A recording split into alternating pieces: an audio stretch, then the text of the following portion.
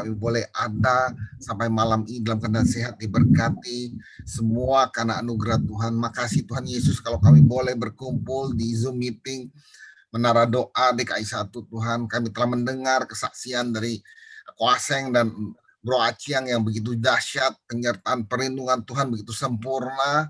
Kalau juga hamba-Mu akan sharing kebenaran-Mu Tuhan, akan bersaksi tentang perjalanan hidup bersama Engkau. Kiranya Tuhan memberkati, mengurapi mulut bibir lidah hamba-Mu. Setiap kata kalimat boleh membangkitkan iman kami Tuhan Yesus dan memuliakan Engkau. Kami sambut hanya di dalam nama Tuhan Yesus. Haleluya. Amin. Ya, malam semua, malam hormat Pak Anton. Terima kasih pelayanan. Ya, leader-leader ya DKI 1. Thank you buat Pak Aseng dan Bro Aciang yang malam ini begitu support ya dalam kesaksian. Luar biasa. Iya. Sesuai tema kesaksian mereka ya, ketika berjalan bersama Tuhan, benar-benar dapat pertolongan dari Tuhan ya. Amin. Ya. Malam hari ini saya lebih arah kesaksian hidup. Masalahnya baru pertama kali ini sharing di DKI 1 ya. Perkenalkan, nama saya Irwanto di KTP ya. Biasa orang panggil kalau orang China Acan. Saya berasal dari Pulau Bangka, Sumatera. Saya bergereja di gereja Pak Leonardo Syamsuri, Gereja Kemuliaan Sion. Saya tinggal di PIK dan usaha saya bergerak di jual spare part alat berat.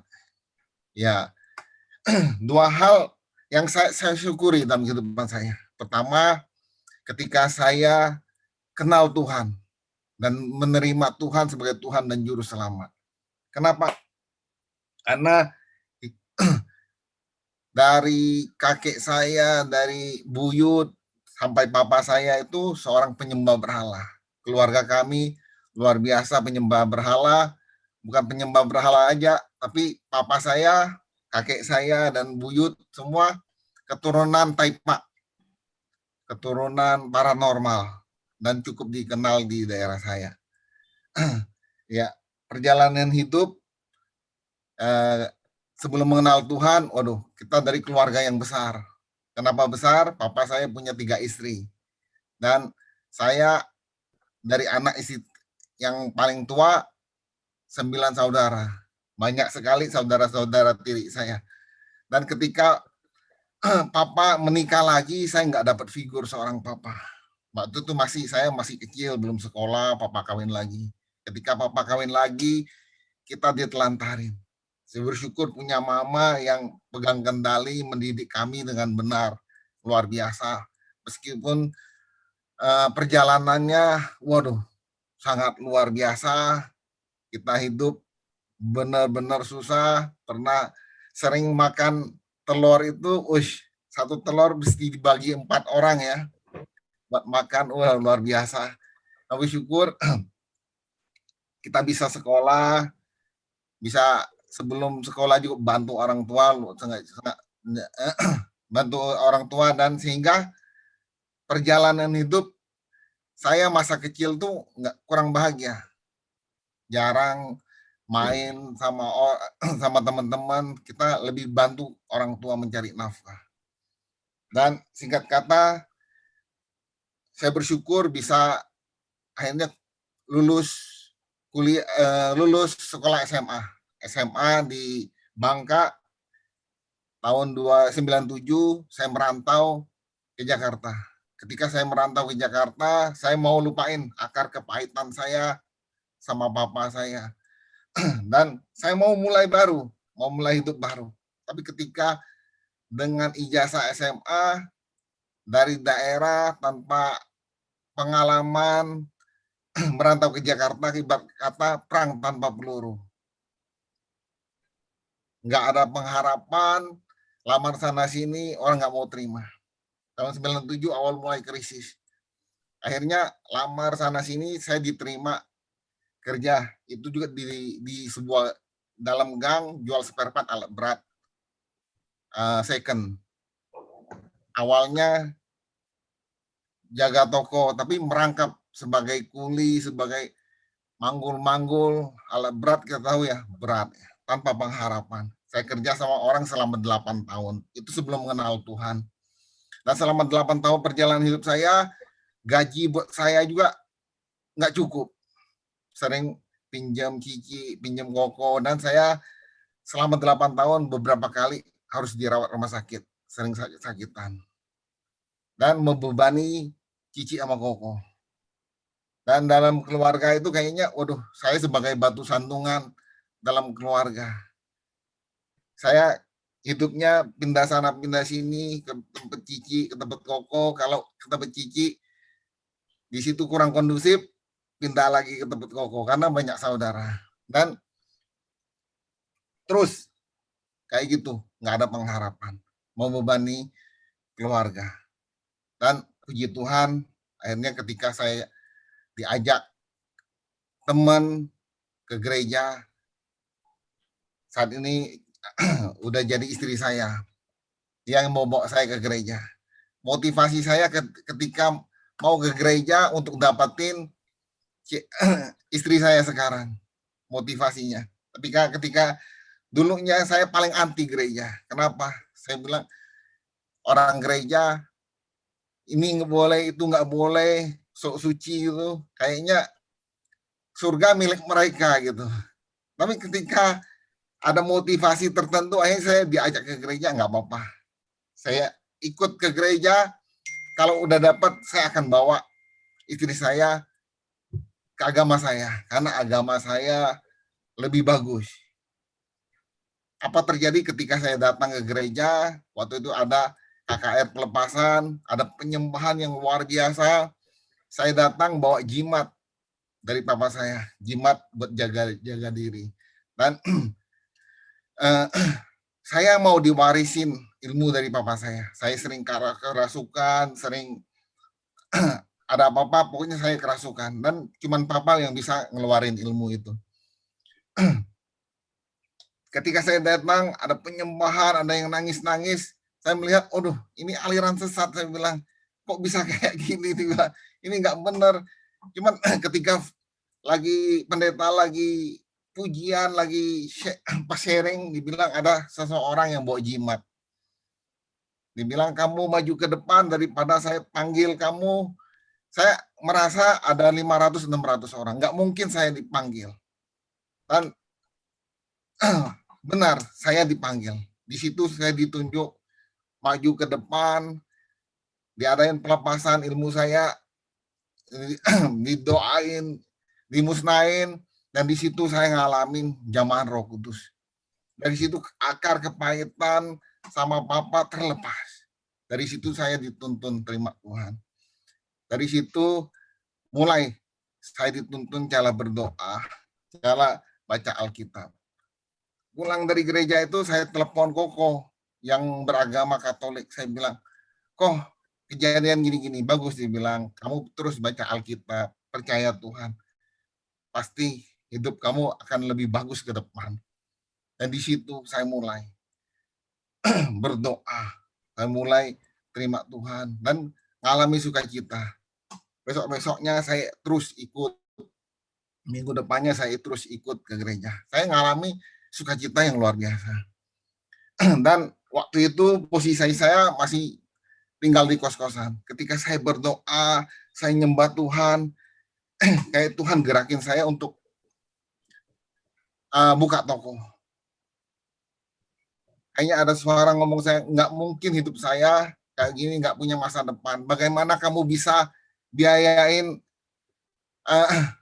keluarga kamu kalau udah menikah, sedangkan buat kamu saja nggak cukup. Dan di situ saya pengen buka toko. Akhirnya pagi-pagi itu ketika saya dapat hikmat dari Tuhan, saya pagi itu melangkah ke, biasa saya langsung ke toko saya, toko bos saya, tapi pagi itu saya mampir ke beberapa importir yang bos saya ngambil barang. Dan di situ saya bilang ke beberapa importir, kan kalau saya buka toko mau support nggak? Puji Tuhan, satu persatu para importir itu, ada 5 importir, mereka mau support saya. Dan ada satu teman baru kenal dan saya bilang, "Saya mau buka toko. Kamu mau bantu support nggak?" Saya bilang. Dia bilang, "Kamu buka aja, kebetulan di gudang saya banyak barang. Kamu bisa pajangin di toko kamu, kalau kamu udah laku kamu bisa jual." Waduh, saya bilang, luar biasa ketika kita mau bergerak aja. Firman Tuhan Yohanes 1 ayat 12. Tetapi semua orang yang menerimanya diberi kuasa menjadi anak Allah, yaitu mereka yang percaya dalam namanya. Dan itu saya aminin. Ketika saya nyembah Tuhan, saya percaya Tuhan, seperti Pak Aseng, Pak Aciang yang kesaksian tadi, ketika kita kena percaya Tuhan, ketika Tuhan tuntun kita bergerak, melangkah, di situ kita melihat anugerah Tuhan, mukjizat Tuhan. Dan saya tahu nggak mungkin kayaknya saya bisa lakuin itu. Seperti kita melihat di Markus 5, seorang wanita pendarahan, bagaimana kayak nggak ada, kalau dilihat nggak ada pengharapan, nggak ada kepastian dalam dunia. Tapi dia ketika dia melangkah, itu mujizat terjadi.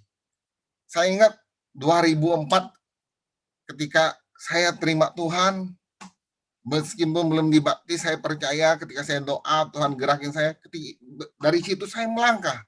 Ketika saya melangkah, Tuhan pertemukan ke orang-orang yang tepat, mensupport saya. Saya ingat waktu itu saya masih tinggal di Ampera, tinggal kos di lantai 3, kanan kiri pakai triplek. Cuman 2 meter persegi. Atasnya sayang. Bayar kosnya 200.000. Wow, luar biasa.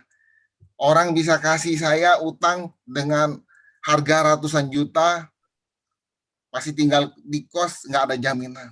Kalau bukan anugerah Tuhan, kalau bukan pekerjaan Tuhan, kalau bukan tuntunan Roh Kudus, waduh, itu mustahil. Dari situ, ketika saya percaya Tuhan, ketika Tuhan telah angkat saya menjadi anak Tuhan, di situ Tuhan perlengkapi saya.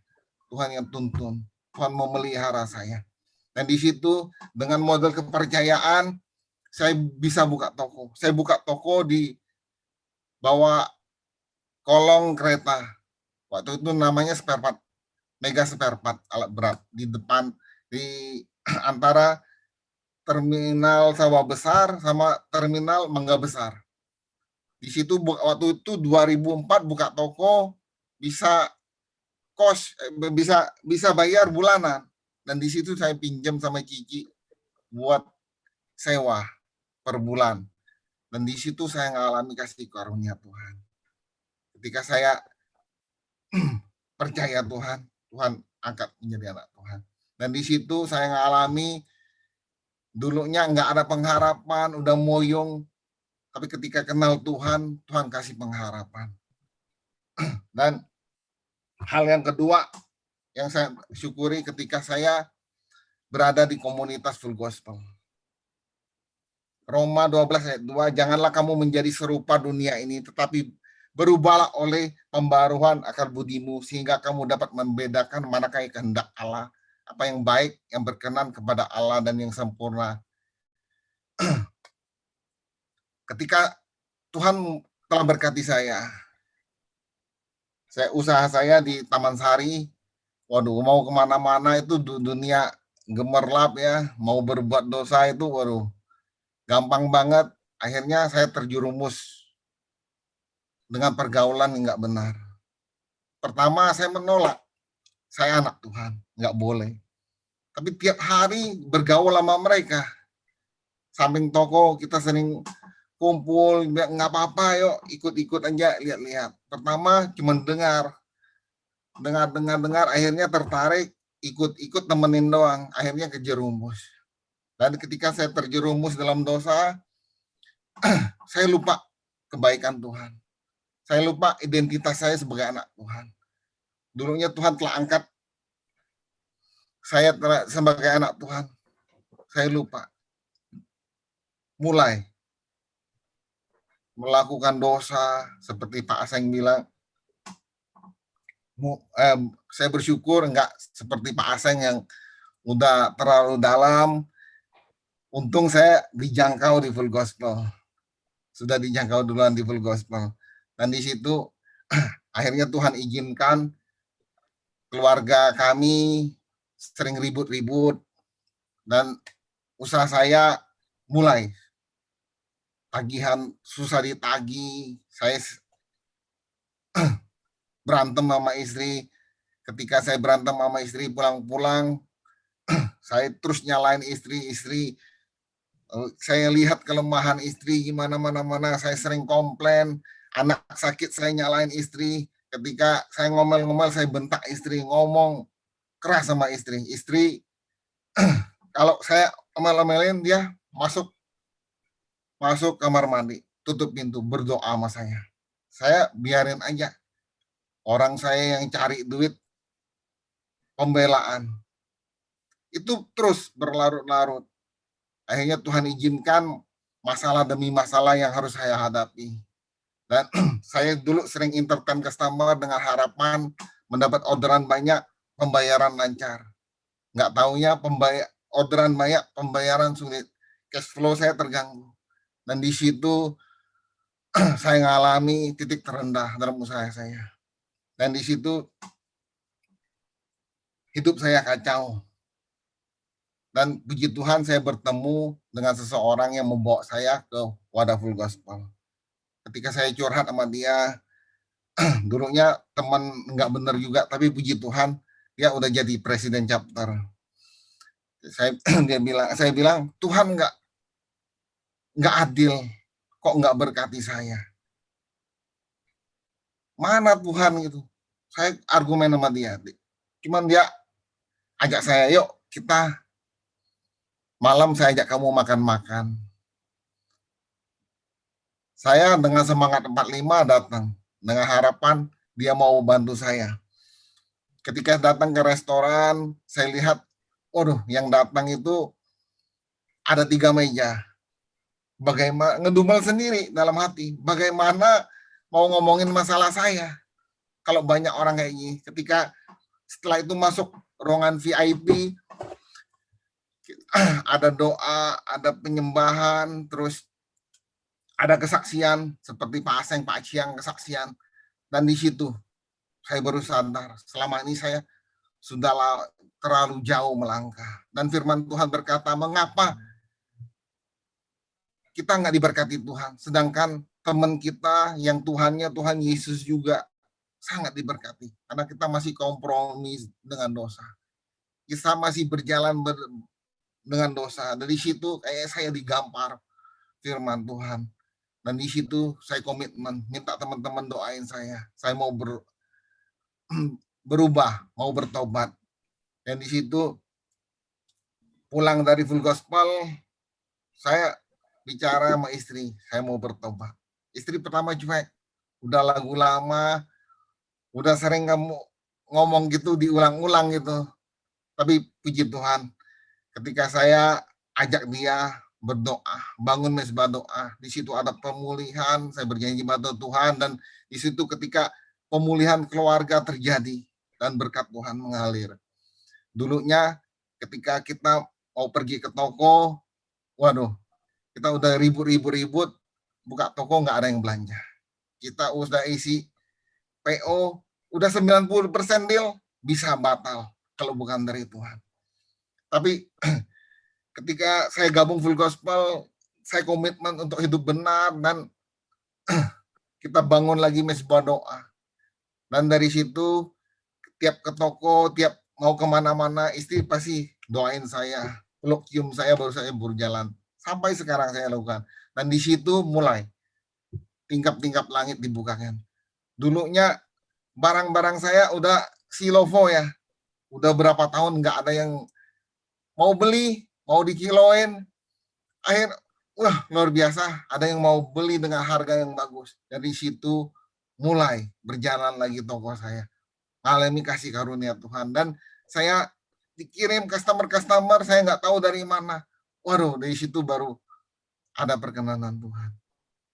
Tapi syukur ketika kita bertobat, wah, kita mau melangkah bersama Tuhan, mau berangkat balik lagi jalan bersama Tuhan, di situ Tuhan buka jalan. Dan di situ ada pemulihan dalam keluarga sukacita. Dan beberapa bulan, kurang lebih 5 bulan, saya mau diangkat jadi chapter presiden. Waduh, pergumulan, usaha saya belum pulih 100%, saya mau diangkat jadi chapter presiden. Kondisi saya masih kontrak, masih naik motor di mana-mana. Gimana mau jadi leader? Mimpin bos-bos yang pakai mobil. Waduh, mana bisa. Ngomong aja belepotan susah, doa juga belepotan, bagaimana mau memimpin chapter, pergumulan. Tapi bersyukur punya seorang leader, chapter presiden yang begitu mensupport saya, mengkaderisasi saya. Dari nggak bisa doa, kamu tulis aja, baca aja, dibilang. Sharing firman, dia dorong saya belajar sharing firman. Terus jadi singer, meskipun suara fals, dorong terus. Dan di situ saya ngalami pertumbuhan di chapter, ngalami ketika saya meeting chapter pasti besok-besoknya, waduh, toko saya ramai, toko saya diberkati Tuhan dan punya teman-teman yang luar biasa mensupport saya dan iman saya terus bertumbuh di situ. Dan ketika saya ditunjuk jadi chapter presiden, terus dia mensupport saya. Dari situ saya terima sebagai chapter presiden. Nggak gampang ketika jadi chapter presiden. Dulunya saya mau sit fit apa juga susah, apalagi perpuluhan. Dulu kalau istri perpuluhan saya omelin dia, saya udah cari duit susah-susah, kamu main kasih-kasih aja itu. Tapi ketika saya terjun pelayanan di Full Gospel ini, baru saya tahu tentang makna memberi. Ketika saya memberi, wah, kayak saya menuai luar biasa. Dan di situ ketika saya jadi chapter presiden, di situ saya benar-benar ngandelin Tuhan. Saya member meeting hari Rabu, hari Senin, Selasa, Rabu sih saya berdoa. Saya nggak mau ketika saya menjalankan chapter ini tutup. Waduh, itu tanggung jawab saya sama Tuhan. Saya mau chapter ini multiplikasi. Dan benar-benar ketika kita berserah pada Tuhan, ngandelin Tuhan, berdoa pada Tuhan, Tuhan kirimkan member-member yang berpotensi, member-member yang support, baik materi, baik dari segala hal, baik acara semua, waduh, Tuhan kirimkan yang luar biasa. Dan saya ingat ketika saya jadi chapter presiden, ngomong juga susah, saya belajar depan kaca. Cara moderator, cara nyampain visi misi. Istri dan anak-anak ketika saya ngomong kayak gitu, dia bilang, waduh, bapaknya udah gila.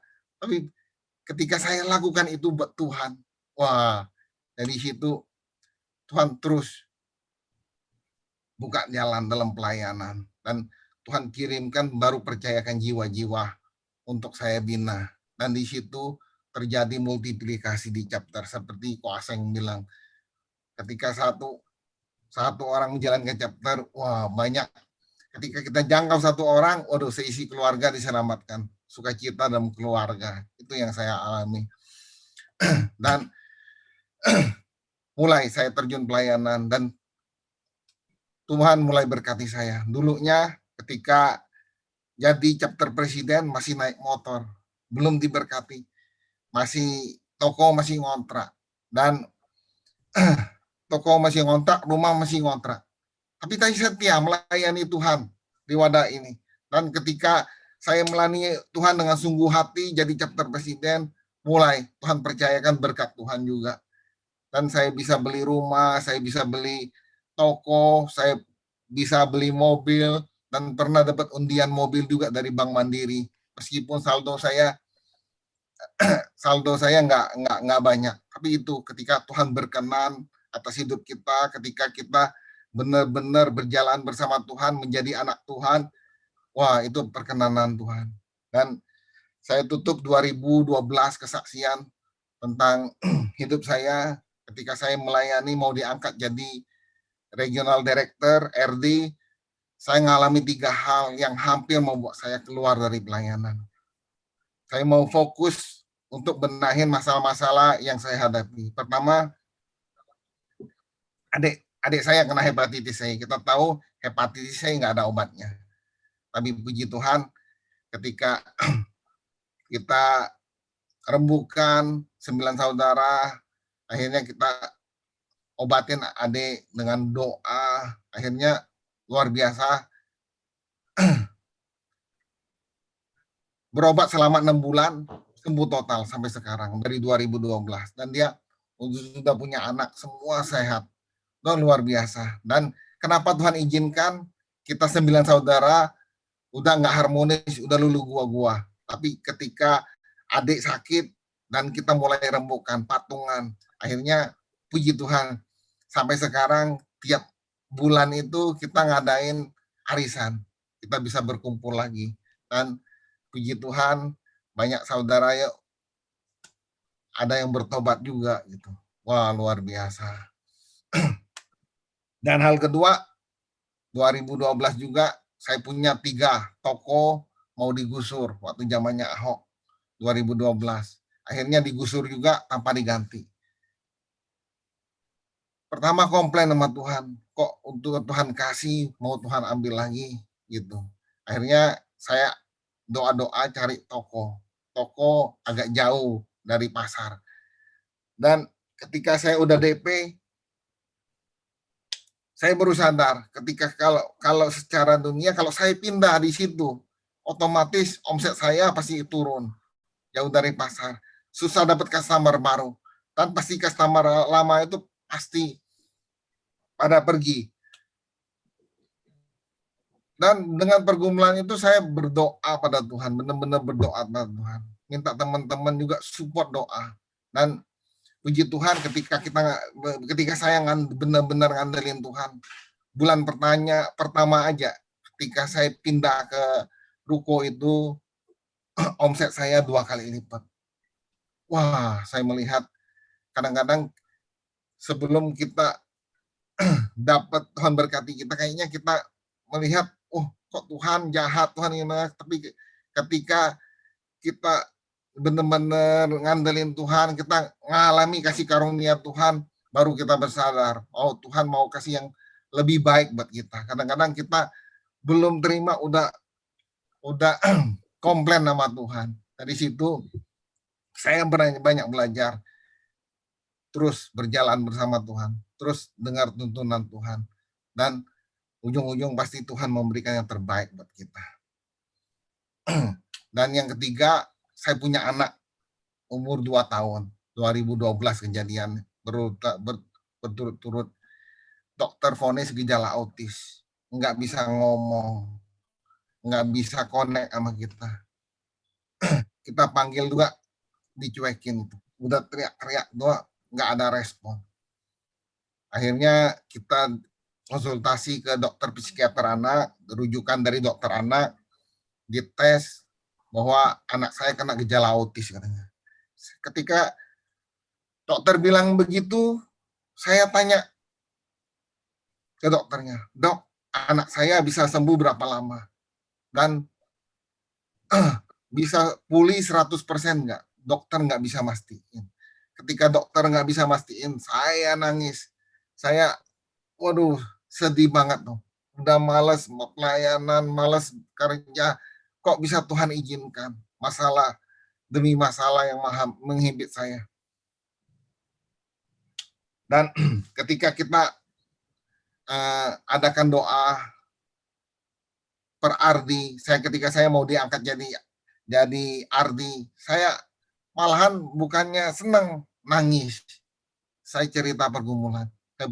Puji Tuhan, saya punya teman-teman full gospel yang luar biasa. Mereka nggak pernah ngejas saya berbuat dosa atau apapun. Malahan mereka respect sama saya, mereka support saya, mereka datang doain anak saya. Dan mereka terus beri kekuatan.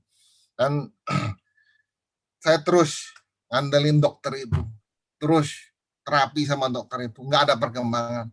Sampai suatu ketika saya ketemu Pastor Rubin Ong yang beberapa minggu berbicara juga di Menara Doa ini, dan ketika saya ketemu pesta Rubin Ong, dia pasti tanya, Chan gimana keluarga oke? Ketika ditanya begitu, baru saya cerita tentang anak saya.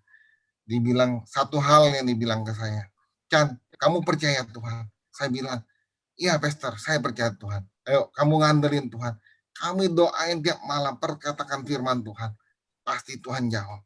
Dan saya dari situ saya menangkap, oh ya, selama ini saya belum benar-benar ngandelin Tuhan. Dan puji Tuhan, teman-teman terus support saya untuk terima jabatan sebagai regional director. Dan puji Tuhan, akhirnya saya terima jabatan itu. Tiap hari saya pelayanan, pulang dari pelayanan, saya tumpangin tangan sebelum doa. Perkatakan firman Tuhan, doa buat anak saya. Dan istri seminggu 2-3 kali antar ke terapi. Dan di situ kurang lebih setahun, anak saya sembuh total. Luar biasa anugerah Tuhan.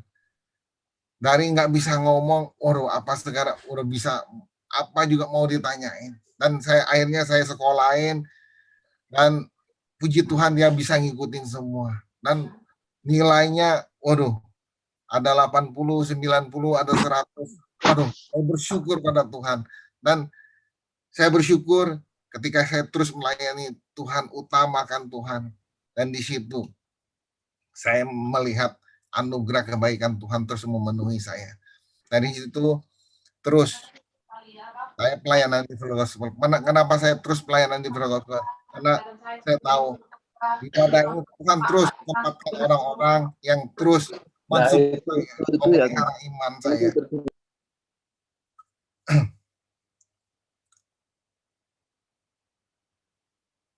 Dan dari situ saya ngalami, dari 2012 ngalami kasih karunia Tuhan sampai sekarang. Terus Tuhan tambah-tambahkan, wah sukacita damai sejahtera itu mengalir dalam keluarga saya.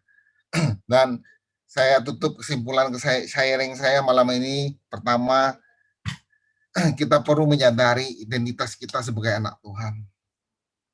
Ketika kita menyadari, kita terus melangkah sebagai anak yang taat sama orang tua. Seperti anak saya baru umur 15 tahun sama umur 11 tahun. Dan ketika mereka melakukan segala sesuatu dengan benar, dengan bagus, waduh kita sebagai orang tua kasih kepercayaan yang lebih, kasih hadiah yang lebih. Hal yang kedua, terus berdoa. Ketika kita berdoa menyembah Tuhan, kita kayaknya dapat hikmat dari Tuhan, dan dari situ kita bisa bersyukur. Apalagi waktu zaman COVID kita lagi ngalami masalah, ketika saya berdoa menyembah Tuhan dan bersyukur, dan di situ ada tuntunan Tuhan, dan di situ saya melangkah. Ketika waktu COVID sama, saya ngalami imbas yang luar biasa, tapi di situ saya melihat tuntunan Tuhan. Ketika saya berjalan bersama Tuhan, Tuhan arahin, Tuhan akan memberikan yang terbaik. Dan puji Tuhan, sampai sekarang Tuhan sudah pulihkan. Dan ketiga, terus melayani di wadah ini. Ketika saya melayani wadah ini, saya tahu ketika saya mengalami masalah pergumulan, ada teman-teman yang terus menopang saya, terus memelihara iman saya, terus membawa saya untuk terus melayani Tuhan. Dan di situ saya benar-benar alami rumah yang kedua di FGBMFI. Ada